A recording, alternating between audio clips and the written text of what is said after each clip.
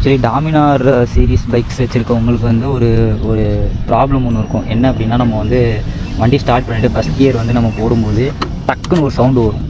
So இது வந்து எல்லோரும் நினைக்கிறது என்னென்னா, ரொம்ப செயின் வந்து லூஸாக இருந்தது அப்படின்னா அந்த சவுண்டு வரும் அப்படின்னு நினச்சிட்ருக்கோம்.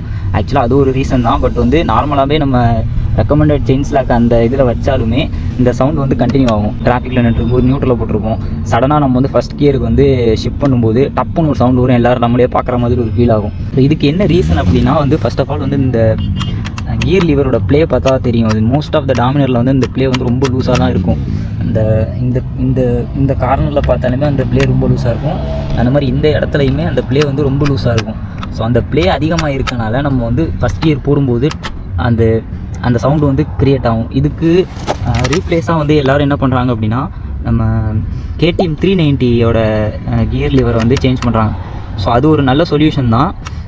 ஆனால் என்ன பண்ணோம் அப்படின்னா, நம்ம வந்து இந்த இடத்துல KTM 390க்கு ஒரு எக்ஸஸாக ஒரு பார்ட் வரும். ஸோ அதை வந்து நம்ம கிரைண்ட் பண்ணி இந்த கியர் லிவரை வந்து சேஞ்ச் பண்ணோம் அப்படின்னா அந்த சவுண்டு வந்து மோஸ்ட்லி நம்ம குறைச்சிடலாம். ஸோ இதே பிரச்சனை வந்து நீங்கள் ஃபேஸ் பண்ணியிருக்கீங்க, ஆனால் உங்ககிட்ட வேறு ஏதாவது ஒரு சொல்யூஷன் நீங்கள் பண்ணியிருக்கீங்க அப்படின்னா ஜஸ்ட் வந்து கமெண்ட்டில் சொல்லுங்கள். நம்ம வந்து பின் பண்ணி வைக்கலாம். பார்க்குறவங்களுக்கு வந்து யூஸ்ஃபுல்லாக இருக்கும்.